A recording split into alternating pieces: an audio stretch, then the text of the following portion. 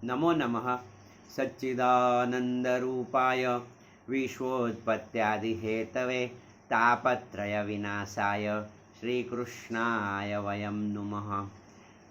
आज एक और प्रश्न लेते हैं। एक मित्र ने जो पूछा है, गुरुजी आत्मचिंतन या आत्मा के स्वरूप का चिंतन, देखो एकदम समझ, ये जो प्रश्न है ना वो बहुत गहरा प्रश्न है। ऐसा आत्मचिंतन या आत्मा के स्वरूप का चिंतन आत्म अनुभव करने की वस्तु या ऊर्जा है या मानने की चीज़ है, यदि स्पष्ट करते तो बहुत कृपा होगी। देखो कि ये जो प्रश्न है ना, तो ये स्पिरिचुअल जितने भी प्रश्न रहता है ना उसमें टॉप आता है। ऐसा समझ लो कि जैसे मैं कौन हूँ, पहला प्रश्न क्या है, को अहम, मैं कौन हूँ, ये जो रहता है। फिर आपको मालूम पड़ेगा मैं आत्मा हूँ, उसका जवाब ऐसा, मैं ब्रह्म हूँ ऐसा। फिर ये प्रश्न आता है कि जैसे अभी गुरु बोलेंगे कि आपका जो आत्मा का चिंतन करो।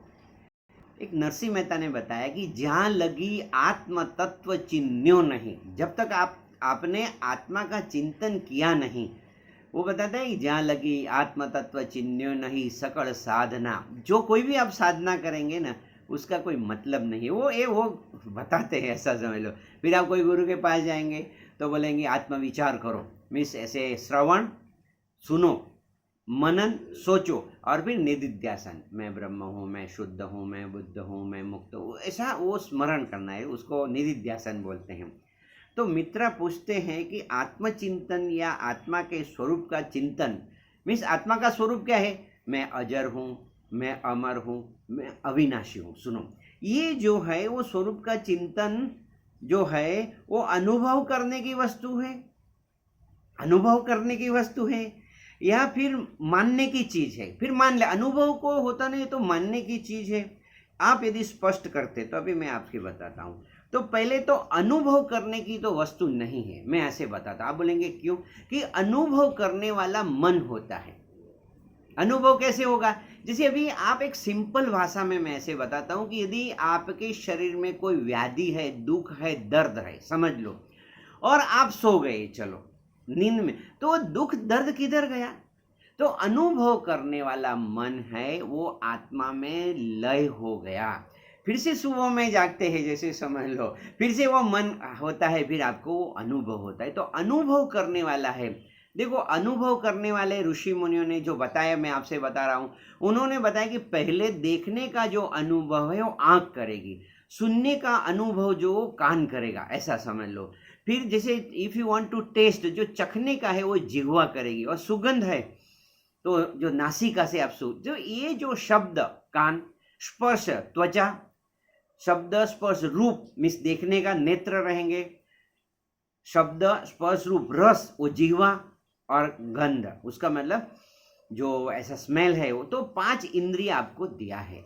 तो कान जो है वो देखने का काम नहीं करेगी, ऐसा समझ लो। जीभ जो रहेगा ना वो सुनने का काम नहीं करेगी। तो ये जो कर्मेंद्रिय है तो हर एक का एक एक एक एक कार्य है, और वो अपने कार्य कर सकते हैं। एक इंद्रिय दूसरे का काम नहीं कर सकते। तो ये जो 5 इंद्रिय है, तो जो षष्ठी इंद्रिय है, जो 6th जो है, वो अपने ऋषि मुनि ने बताया उभयार। वो सांख्य दर्शन में कपिल मुनि थे, उन्होंने किसी से पूछा, कपिल भगवान जो सांख्य दर्शन, कि भाई ये जो इंद्रिया है, इंद्रिया अनुभव करती है, तो उन्होंने बताया था कि उभयात्मक मनः, ये जो मन की हाजिरी होती है तो ही ये अनुभव होता है।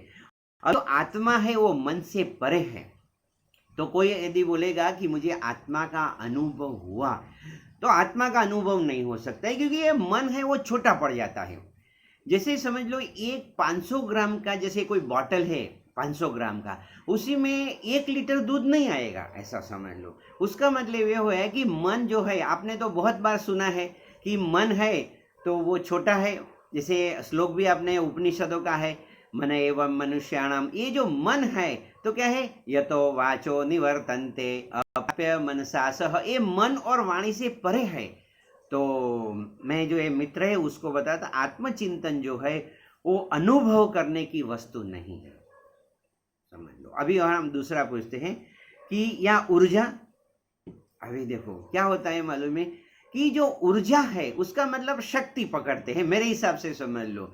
तो आत्मा को, आपको तो ऊर्जा कैसी है, तो ऊर्जा की अनुभूति यदि होगी तो वो प्राण की अनुभूति होगी। जैसे किसी को ध्यान में कुछ न कुछ अनुभव होता है, वो मन का अनुभव है, और किसी को जो स्पंदन का अनुभव होता है, जैसे वाइब्रेशन का फील होता है, ऊर्जा का अनुभव होता है, वो प्राण का डिपार्टमेंट आता है।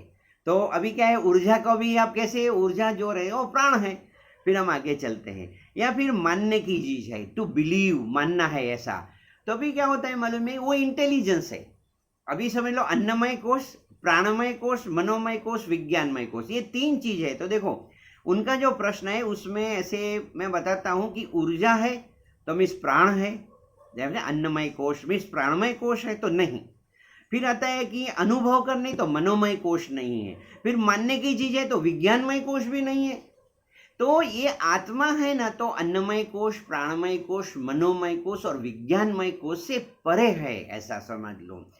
तो यदि आप स्पष्ट करते तो बहुत कृपा होगी। तो फिर मैंने मेरे हिसाब से बताया कि ये जो आत्मा का जो चिंतन आप कर रहे हो, सुनो तो क्या होता है मालूम है, अभी मैं आपसे बताता हूँ ये कैसे देखो, लाली मेरे लाल की जित देखूं तित लाल, लाली देखन मैं चली मैं भी हो गई लाल, जिन खोजा तिन पाइए गहरे पानी पे। तो अभी ये जो प्रश्न है ना, तो उसमें देखो शास्त्र मौन हो जाते हैं। आपको मैं बताता हूँ, शास्त्र ने ऐसे मौन हो जाएंगे, क्योंकि जैसे ऐसे आग रहेगा, अग्नि रहेगा, अग्नि जैसे बुक्स में लिखा है अग्नि, तो अग्नि जलाएगा नहीं, समझ लो।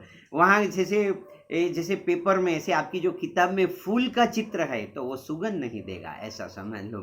तो पोथा, एक रंग अवधूत महाराज हो गए, उन्होंने बताया पोथा तणोना विषय ये बुक का विषय नहीं है। पोथा तणोना विषय तर्क नीना त्यातो गति, वहां तर्क बुद्धि का भी विषय नहीं है। अयम आत्मा प्रवचने न लभ्यते, नहीं बहुना श्रुते न, वो बहु सुनने से भी आत्मा का ज्ञान नहीं होता है, ऐसे बताते हैं। ये मैं जो बताता हूं ये जो है उच्च कोटि के प्रश्न है, और ये समझने के लिए आपको उच्च बुद्धि चाहिए। जैसे पहला जो कक्षा में पढ़ने वाला रहता है 1 से 7 में, उसको स्टमक के बारे में कुछ बताते हैं, तो बोलता है कि stomach is a part of the body, ठीक है।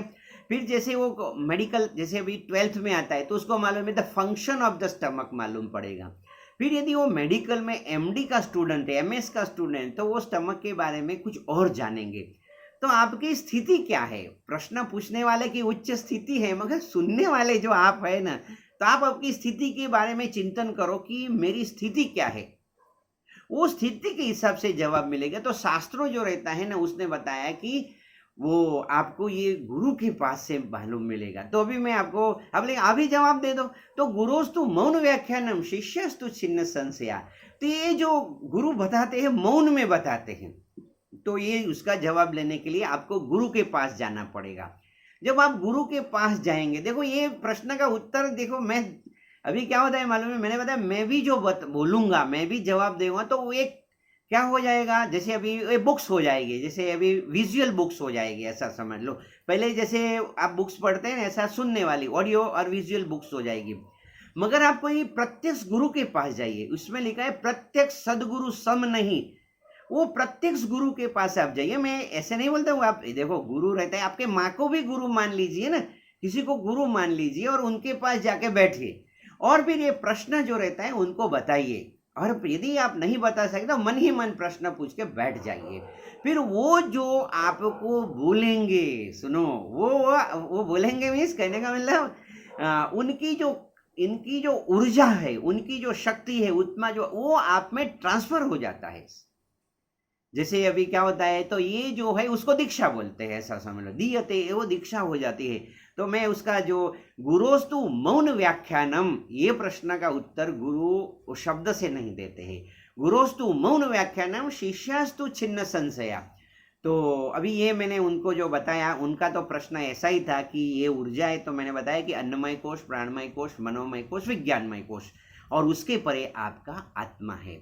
तो आप समझ लो। अभी लोग मुझे पूछेंगे, ऐसा आपको भी प्रश्न हो जाए, अभी इस संसार में गुरु को कहाँ ढूंढे, ऐसा समझ लो। तो मैं लोगों को बताता हूँ, मुझे जो लोग मिलते हैं मैं बताता हूँ, गुरु जी शेष, जो गुरु लोगों का एक वचन याद रखो, गुरु किधर रहते हैं, गुरु जी शेष, आपके गुरु, मेरे गुरु, सबके गुरु बताते हैं कि गुरु जी शेष that is stage in the heart of his disciple. यदि आप शिष्य तो स्वीकार करते हैं, सुनो, तो गुरुत्व अंदर से प्रकट हो जाता है। शिष्यत्व का स्वीकार ही गुरुत्व को प्रकट कर देता है। तो आप किसी का शिष्य बन जाइए। किसी को ऐसा नहीं, किसी को बोलने की जरूरत नहीं, आंखें बंद करके जो भी आप गुरु में मानते हो, जो हो चुके, जैसे अभी जो नहीं है उनको भी आप बोलते कि हे गुरुदेव अभी ये दुनिया में नहीं, तो बोले मैं आपको गुरु से स्वीकार करता हूँ या स्वीकार करती हूँ। देखना आप, और फिर ये प्रश्न पूछना, आपके कोई भी प्रश्न रहेगा, अंदर का जो गुरु है ना वो आपको जवाब देगा। यदि आपको कोई, देखो मैं दूसरी, यदि आप संसार में फंसे हो, संसार की कितने भी विडंबना आ जाए, कितने भी तकलीफ है, उससे आपके गुरु आपको निकाल सकते हैं। तो आपको क्या करके बैठना है, रोज आंखें बंद करके बैठना है, ऐसे समझ लो। और जो भी प्रश्न है उस गुरु को बताओ, अंदर है गुरु जो है उनको बताओ, गुरुदेव मेरी ये मुश्किल है, मैं क्या करूं। आप देखना आपके अंदर के जो गुरु है वो अवश्य आपको मदद करेगा। तो चलो आज इतना ही रखते हैं। और आपको मैंने जो बताया एकदम, ये जो वीडियो है ना, सुनो मेरे हिसाब से तो 3 बार सुनो। यदि आप एक बार सुनेंगे ना, समझ लो तो इन्फॉर्मेशन मिलेगी। फिर दूसरी बार सुनेंगे ना तो आपको जो मैं बोलता हूँ उसका थोड़ा थोड़ा ज्ञान होगा। और तीसरी बार यदि आपने सुना और आपने ध्यान करना नहीं सुना, नहीं किस्सा संकल्प किया ऐसे आंखें बंद करके 10 मिनट का, तो समझना कि आपका जो समय है ना वो बर्बाद हो गया। क्योंकि ये जो वीडियो के बाद आपको अवश्य 5 से 10 या 15 मिनट आंखें बंद करके ध्यान करना है। जो ध्यान की सिस्टम भी आपको तो मालूम है। तो चलो आपका शुभ हो, आपका कल्याण हो, आपका मंगल हो। May God bless you. आनंद में रहो, मौज में रहो, हर हाल में खुश रहो। Enjoy every moment of the life. May God bless you. ओम नमः।